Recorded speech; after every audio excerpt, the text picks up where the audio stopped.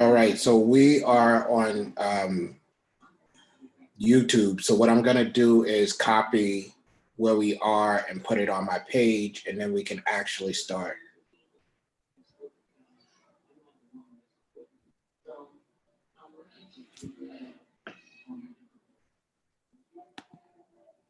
Can you hear me?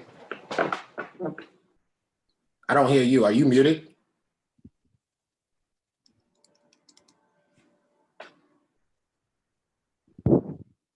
George?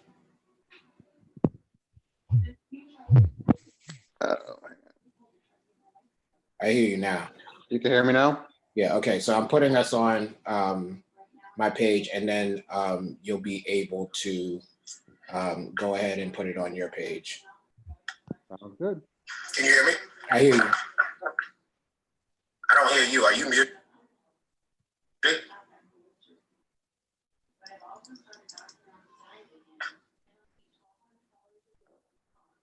George? Hear me?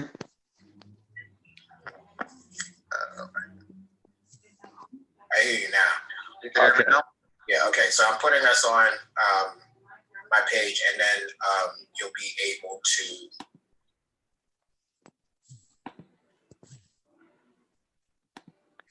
All right.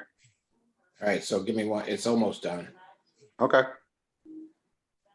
It's gonna look a little weird to people in the beginning. It's gonna look like we don't know what the heck we're doing. You eventually figure it out. That's all right. So what you're gonna have to do is it's on my Senate page actually. What you're gonna have to do is see if you can do a watch party. That way you can draw people in through Facebook, because since it's on YouTube, it won't do the automatic draw that Facebook does. But we can start whenever you want to. Great. You got that, Quinn? Yeah. All right, we're on it. Cool. Why don't we just jump right in? Absolutely. All right. Well, thanks. Thanks, Senator Winfield. Thank you for joining us today. Thank you for taking the time to chat with us. I want to just jump right in, if you don't mind, and just open up and see if there's any general feelings or thoughts you'd like to share with us about what's happening in this country and all the mass movements that are happening. Yeah. So in terms of the movement that is happening across the country, I mean, to me, that feels really good. As somebody who has been active on issues in general, but issues of police accountability for decades now, it really does feel good to see all people across the country, right, in places where you've never seen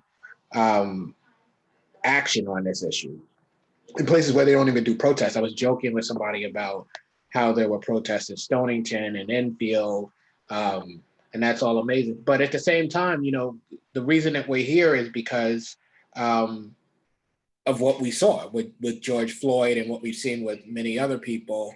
And the fact that, you know, this work has been going on for so long and that I've been a part of it for a very long time, it's frustrating. It's angering. It's depressed. It's a lot of emotions all at one. And it's a weird time, right? So there's, thank goodness people have joined this fight, but there's also just a lot of emotion, and sometimes you are in a space where you don't know which emotion it is you're experiencing. I was out with the protesters yesterday, and I was watching the young people, and I'm like, it's so awesome to see them, but then at the same time, other less positive emotions hit me. So, you know, from moment to moment, I can't tell you exactly what I feel, but I know this is a moment not to allow to come and go. I can tell you that. Yeah. Yeah, it's been amazing to watch this just ripple through the country and hit every part of the country. Do you think this is a watershed moment in time that we're living here? Because I mean, you've been a leader on these issues for many times, and this is not the first time, unfortunately, that someone lost their lives interacting with the police. There's been so many others. Are we at a watershed moment, and why this one? Why George Floyd being the spark that kind of just lit it? I don't know how to answer a question about a watershed moment, because I think you know that when you look backwards. Yeah. I hope that it is. But we've had moments of unrest, maybe not what we're looking at currently. We've had moments of unrest. And then um, what happens a lot of the time is that people who aren't, who don't do this regularly, maybe don't know how long it takes and how long it can take. And then over time, life moves on for many people. It doesn't move on for me, right? I experience this constantly. It doesn't move on for most Black people. We experience um, this and other aggressions and microaggressions on a regular basis, but over time life moves on. And so one of the things I've been saying to the people who are out in the streets is like, don't move on this time. Don't don't come out and you haven't seen a response, and it's time to get on with life, because it's not time to get on with life. This is life for many of us. This is reality for many of us. um, so in terms of a watershed, I don't know, but it's certainly different. It's Mhm. certainly more. It certainly has a different face. um, and I hope that whatever we are seeing right now allows us to do work that we've never been able to do before. Okay. There's always people who criticize and have things to say. And I know in the beginning, some of the media, some of the news coverage I was watching tended to focus on some of the looting that was happening and some of the destruction of property. What do you say to people who maybe gravitated towards that and say, that this shouldn't be happening? How would you answer critics that would focus on that aspect of what's happening? I mean, quite frankly, I would tell people I'm surprised it isn't worse, right? And I know that's Mm, strong and harsh, mm, and maybe not something a person in my position says, but just think about what this is. I've said this over and over several times in the last few days that my mom, her mom, and her mom all had a very similar desire, a very similar dream, a similar wish, and that was that their children, their Black children, whether they were boys or girls, would live in an America where they were recognized as fully human and fully American. mhm, My wife has that same dream. And if we allow things to be what they currently are, my daughters will have that same dream. Well, that dream should have been a dream that my great grandmother dreamt, and it ended with her, right? Because it became reality. And when you look at people and you say, well, because I'm whole, because I am recognized as a human, because I don't experience it, it's okay for you to experience it. And you just operate within the set of mores that I have, and be nice about your reaction when things don't go the way that they should. mm, Look, this is not just about things not going the way that they should. This is about not being able to live a life as recognized as fully a citizen of this country. This is about, you don't get to do age 10, 12, 30, 40, 50 again. I'm 46. I don't get to be 20 and know what it is to be recognized as fully human. I don't get to be a 15-year-old, a 14-year-old who was going to school, lived in the Bronx, took the train to Manhattan, and when I would be standing on the platform, going home, right, doing exactly what I was supposed to do, when I saw a cop, I knew to get the hell out of Dodge, because in New York City at that time, my interaction with police would not have been positive, because it starts off with, "What are you doing?" Right? Like, what am I doing? I'm standing on a platform waiting for a train.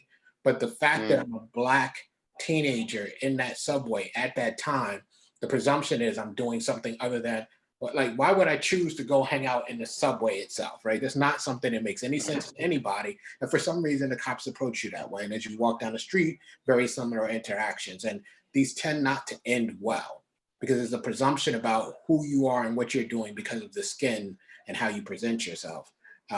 And that's the easy part, right? That's just the harassment mhm, part. That's not mm, the brutality part. But mm, that's an ongoing thing, day after day. And so when you enter these conversations and people are like, why do you guys not like cops? It's not whether we like cops or not. It's that we can't trust that our relationship to police officers is the relationship to police officers that you have. And so we have a different understanding. We operate in a different context. And there is a fear there that should not exist. If mhm, you'll allow me, I've told people oftentimes the story of how when I was a child growing up in New York, my mother, she knew this wasn't true, but she would tell us that when you go out the house, make sure you have your identification, because one of the things they would check for, right? Make sure you have your identification. Right. Not that it would protect you, but that at least it might get you through that interaction. I'm 46. I don't leave my house without identification. There's nobody around me that doesn't know who I am, right? I'm a very recognizable face. I spend a lot of time in the press. Every police officer knows me because of the police accountability work I've done in the last decade plus. And yet I don't leave the house without that, because I can't trust that my relationship to police is what other Right. people's relationship to police is, who no one knows. That doesn't really tell the story, but I hope it gives people a little bit of context from which to work. Yeah, I think that's an important point to make, because I think sometimes um, people who are not people of color, I think maybe sometimes don't really fully appreciate what it does to your psyche and your emotions when you step out of your house. And I think that's part of the challenge is it's just not some for some folk, it's not their lived experience. And how do we get them to walk in the shoes of someone of color and feel what you're feeling and have to go through the process you go through just being out in public. But if I can, I just also want to say, that's part of it. But I also there's some frustration on my part, right? Because I guess we can try to get people to walk in our shoes, but I don't need to walk in other people's shoes to just know Mhm. that, like, you're a human being, and regardless Good of what point. I know about you as an individual human being, there's certain things that should just be true of all of us. And I guess that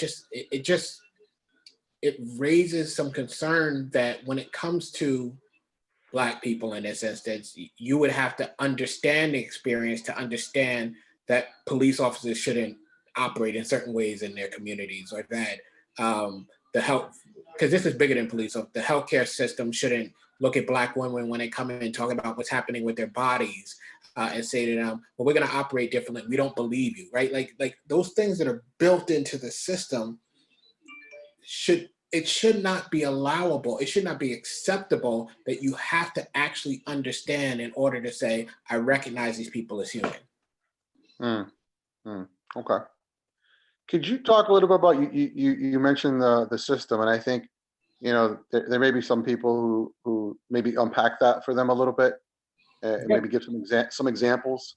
Yeah. So, I mean, look, I just talked about how experiences in the medical system work for some people. But when you think about it, the policies that we've built, by the way, we built everything that is around us. The policies that we have create a system of operation, right? Create a way of moving forward, a way that we do things. Built into those policies are racism, the biases we have, and they create the conditions we have. So, right, when you look at the issues of increased asthma, for instance, in Black and Brown communities, that doesn't just happen because we're prone to those things. It happens because the way housing has operated, we tend to find ourselves in communities where particulate matter in the air is different than it is in other communities, right?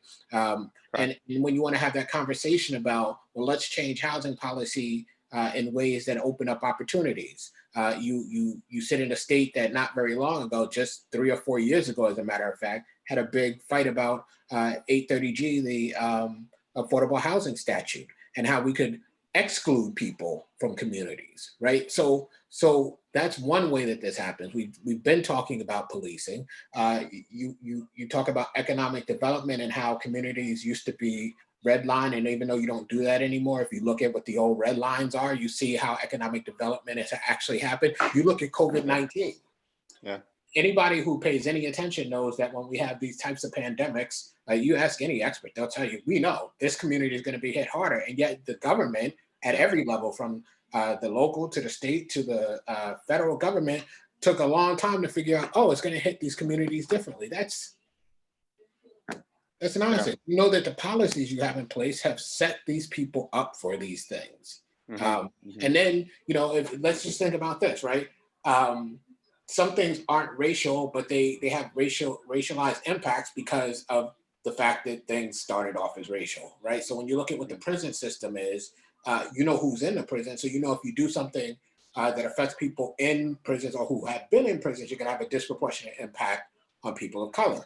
So when you look at PPP and how the Small Business Administration made a decision that wasn't actually required under the legislation to exclude people who had been in prison, right?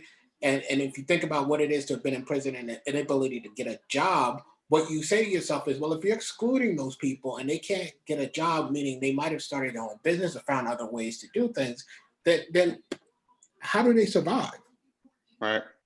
Right. And yes, that has a disproportionate impact on Black folks. So, when I talk about the system, I mean that we have built structures that are concrete at this point, that are in place that make life for Black people and people of color extremely different, even if you're somebody that people would look at and say, hey, well, they're doing relatively well. You made life extremely different than the life that other people live. Right. And I'll give you an example of one thing that people don't think about. And this goes back 20, 30 years or so. But when I was younger and driving up and down, I was in the military, driving up and down the Jersey Turnpike. Anybody who has any melanin in their skin that was male and drove up and down the Jersey Turnpike in the 90s knows you prayed that you made it to the other side of the Jersey Turnpike before interacting with the troopers on the turnpike, right? Because it just wasn't the place to be if you were Black, right? And so, you can say, oh, well, you as long as you're doing what you're supposed to do. No, any interaction with police increases the likelihood of the types of outcome we now see on video that many of us were experiencing in our actual lives. And because things operated the way that they did, that was the prayer. Please let me make it past this turnpike. Right. And so it's not just a small thing that you can blow off. It's understandable why people who don't know do, but it's not. Right. Yeah, you touched a little bit on the other structures in our society. And I know there's conversation about tackling a lot of the things you've been fighting for and I've been fighting for in the labor movement, whether it's good paying jobs or quality healthcare, equitable education. How do you see what we're going through now and getting folk to understand that while we need to tackle police accountability, transparency, and the structures that protect cops who do what happened in George Floyd, to get us to a larger agenda, understand and start tackling these bigger issues, the structures you talked about? Well, I think this is a moment where people with platforms like mine have to say, yeah, great, we might actually make some real progress on police accountability. But if you want that to matter, you have to also want this other stuff to be done. And this other stuff has to matter. Because right now, the conversation is kind of like, look, all of that stuff is critical in order for me to live a life. The police accountability stuff is critical for me to have a life to live, but they're wrapped together, right? Because at the core, people have been talking about, well, what are the roots, plural? There's one root at the core, whether you call it racism or you call it by the name I think that it appropriately names what we're talking about, white supremacy. That's what's at the core. When the soil of America is infused with white supremacy, and everything that grows up out of that soil has the poison of what's in that soil. And so we have to be in a place where we're saying to people, it is not enough to deal with police accountability. As a matter of fact, that's something we should have dealt with a long time ago, along with all of these policies. So while you feel put upon to work on these things, which people will, right? They'll be like, you want me to do all of this stuff? Well, right. What's true is I didn't want us to build all of this stuff. And so, yes, I want you to tear it down. Those young people who are in the streets aren't asking you to go and consider making life a little better by making sure that they're not beat up by cops or treated in ways, but like by tearing down what we have built up. And people have to come to a realization that that's actually the ask. The ask isn't for a portion of this. The ask isn't for you to look back at us and say, is that enough? Is that good enough? None of it's good enough until it's all done. Right. Yeah, that's one of my concerns is right now that when we get to the point of actually making some policy changes, that we pass something, whatever that is, and it specifically speaks to police accountability or transparency or a lot of things you've been fighting for, and then we kind of pat ourselves in the back and go, okay, we did it. We passed this legislation, and then we never really tackled healthcare. We never really tackled educational equity. We never really tackled, job training and access to affordable college. Right. And that's my fear. And that will get to a point where we go, okay, great, we responded. But And whether that happens or not has something to do with whether or not the people who are currently exercised by what they've seen on their television screens in their house or maybe on their cell phone, right, if they say, okay, it's good enough, right? Because I'm right, never going to say it's good enough. We know that. I mean, I'm 46 and I've been an activist for 28 years, so we know that that's never going to happen. yeah, But it it's not just whether myself and some others are out there saying, hey, pay attention to this, hey, this is wrong, hey, this is immoral, whatever the case is.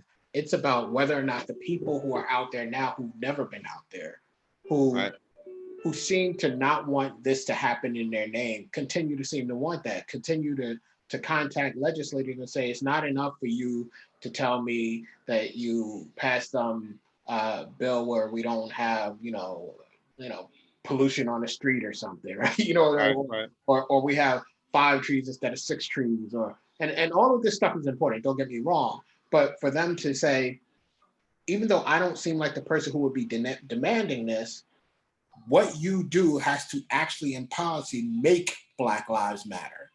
And yeah, if we have that going on, if that continues, then yeah, we're going to get something different. But if we don't have that, then we're going to go back to the same model we had, where some of us are out there, we're fighting, we're right. saying this is wrong, this is unjust, but we're making the most and I want to be clear that the word most is here, the most incremental change we could possibly be making. Okay. One of the things that's been great to see, Gary, has been the immense diversity of these protests. Seeing people from all walks of life come together. I was at a couple of protests last couple of days in communities that don't have a history of protests, that Mhm. don't have a culture of protests. To see so many different kinds of people, what would you say is the role of non-Black people in this country to join this fight and help tear down some of the structures you're talking about? Yeah, listen, I think when I watched the protests, not the one that we just had yesterday, but the one over the weekend in New Haven, where there was points of interaction with the police, and just as a precautionary measure, the white folks who joined were asked to step in front of the protesters of color and Hmm. between them and the police, right? Like, if you're going to be out here and you're going to be a part of this, then you need to be a true ally. You need to be willing to step in where there's space for you to step in and use the privilege you have of not having to experience life as we experience it to help this movement move forward. And that means being willing to listen, to hear what people are asking, and to stay in the fight, right? Like, what can white people do? White people can do what they're doing right now, but they can do it long term. They can be Hmm. out there. They can write to their legislators, because this is not something that white people in general are like saying to their legislator, hey, legislator, this is what I want you to focus on, right? But so there are legislators who don't hear anything about this, who are fine to keep in place the structures that currently exist. We have to, our allies have to make it impossible for them to do that and believe that they're going to be able to continue to do the work they're doing, because they have to believe that there may be some impact on an election for this, right? And that certainly isn't the paradigm we currently operate under. But that's how you begin to get change, right? I know that some of my colleagues who don't always find themselves speaking on this are speaking on it now. They're not speaking on it simply because they saw it. We've Hmm. seen Black death on our televisions, in our newspapers, on our cell phones for a while now. This actually isn't even, it's new, but it's not new to see it. Hmm. And yet you haven't had legislators go, you know what? I saw that that guy was running away and he got shot in the back. I saw that these people were in a church and they got killed. I saw or heard that this young lady was in her bed and she got killed. And we can go on and on and on. I saw the man in the BART train station. I saw Right. the guy, you know, going to his wedding the next day. I saw on and on and on, and nobody, no, they're not like, you know what, I can't, no, no, that's not happening. And the Hmm. reason it's not happening is because people saw it and they went on with their business. because they can go on with their business. Right. And what has to happen is people need to stop going on with their business. That's the role that people can play. Mm-hmm. Right. So I know you and your colleagues are talking about possible legislation in upcoming special session. Could you share with us a little bit about what you think needs to happen, and then what the prospects you feel are for something to actually happen in a special session? As you know, it could be a quick session, and it tends to be competing policy proposals in special sessions. So, what do you think is going to happen? Um, I think that, and look, I'm not going to give you a detailed look at what we're doing because I'm working on it currently, so I don't have that. But I think we certainly need to have a truly independent way of looking at the actions of the police. Right. I think we need to make sure that things like what we saw in Minneapolis are certainly in play in our legislation. So I think the officers needed to have a duty to respond that's written into law and report afterwards. I think um, we need to deal with the fact that if you are a department and you have suits that arise out of this, you sometimes can go back to the municipal budget and get monies out of that. I don't think that should happen. And so Right. there are a list of things, right? There are things that I've worked on for a long time. There are things that come out of Campaign Zero and a subset of that, which is Right. 8 Can't Wait. And a lot of it's being looked at. And I will say to people, because some people think I hate cops, right? I don't hate cops. There are cops who I probably would say that that's probably true of, but I don't hate cops as in general. I have cops in my family. I have a friend who's a friend for over a decade, who's a cop who I hang out with, who's been at my house and knows my kids, right? So that I don't hate that person. Right. Um, and what I want people to know is this isn't just some rogue out here trying to come after police. I'm talking to them, at least the ones that I can trust, to understand what the system is. So I actually know beyond the stuff that you're seeing high level, ways to attack this problem and have meaning.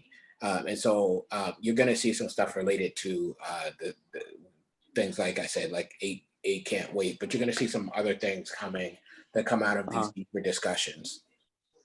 What would you say to Oh, people let me who? answer the second part of your question. I'm sorry, I forgot. Sorry. Uh, about the prospects. How could I forget that part? So I think if we see sustainability and the things we're seeing right now in our communities, in our streets, and in places where we have not seen this before, I think the prospects go up. Okay. I think legislators are smart people. You look out your window and people are marching and it's day 12, 13, 14. You say to yourself, I maybe should find some religion on this subject. And so I just say to people, let's help them find that. Yeah. So you brought up people, legislators looking out their windows, and this has been so far pretty sustained. I think it's gonna have to be sustained even longer. Do you think it would take not only legislators looking out their windows, but maybe looking out of their office windows in the I I I think, Capitol, at the Capitol? yeah, I think that people should be in their communities and at the legislature. I think that when we know when we're going in, Yeah. um, if we don't have the type of turnout that makes it so that you don't feel comfortable walking out of that building without having done the right thing on this, then we fail, right? If we don't pack that place, if we don't pack the outside of that place, if we don't force the legislature to reckon with what has been done. And it's been done, by the way, it's policy, right? So it's been done by legislative bodies at every level, including the legislative body at the state level that will be looking at this. If we don't force them to reckon with it, then they certainly will not. They Right. certainly will not. They have never wanted to do it. And I hope that I'm wrong, but I watch these police officers and departments taking oaths, saying that we need police accountability, all of this. But what I know, having been the person on the front lines of doing this, is that they've been the opposition. And so if Mhm. people feel like, oh, well, look, that's different, so maybe we don't have to show up, don't believe that. Do not believe that. If they're with us, great. Let them just join in. But don't believe that they're with you, because what I know, what I have seen is they have always been against this work, right? Mhm. So I'm not going to castigate them because they haven't acted yet, but don't believe it yet. Right. Operate as if what you're seeing is not real. Operate as if what you're seeing is not true. And if it is true, great. Go ahead and applaud them for standing with us. Right. What would you say to people who would say, hey, Connecticut, we're ahead of most states in this country. They point to our ever declining and low prison population, our relatively low crime, writ large across the state, and they'll say, hey, listen, we're actually leaders on this kind of stuff. We don't need to tinker too much. What would you say? I would say, as the individual who's been working both on the prison stuff and this, yeah, Mhm. we are. But that's because we have been a knockdown, drag them around, bruising fight, right? It's not because Connecticut is progressive. It's not because we just woke up and we were like, hey, we're Connecticut, let's do better, Right. right?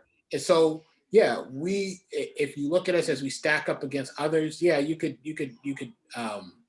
say to yourself, wow, we are doing really good. But first of all, why is that the way this is looked at? Again, this is a question of, am I able to function fully or not? Right? There's no put it this way. I once said to somebody, people look at this in a weird way, right? We once had the three fifths compromise. It's kind of like, well, you're now four fifths, right? Yeah. So that's better. Like Mhm. nothing's good until it's everything. So yeah, oh, I do better than this state in this column, and I do better than that state in that column. None of that answers the question of, well, what should I do? Right? And that's the Right. work that I'm trying to do. What should we do? And I know I can't do it in one fell swoop, or at least I couldn't. And Right. so what you see in Connecticut are increments getting us towards the whole. But what we should be focused on is the whole. And I never, as a person who's done the work, people sometimes at these bill signings, I don't like jump up and down and applaud when people are doing it. And they're like, well, aren't you happy? I'm like, I'm okay. Right. Right. I, Mm. I can't be happy because I know what it is to live a life where you don't get to be whole. Mm. And there's nothing satisfies me unless it's whole. Right. So yeah, like am I glad that some things won't happen for my children that happen for me? Of course, right? Like, because I want them to experience a completely different life. But I would love to look at my little boy and my little girl and the older boy and older girl and be like, you get to go live a life I couldn't even imagine. Wow. Yeah, I hear you. Well, that's good. Um, Listen, thank you for taking the time on a Saturday. I know you're not feeling 100%.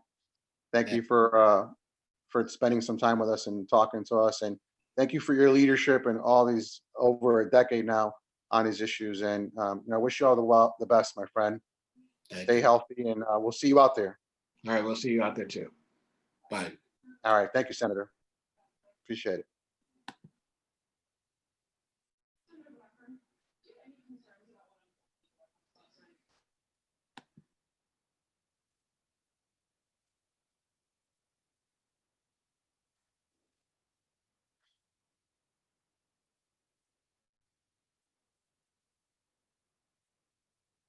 Yeah, he's so awesome. Yeah, am I out?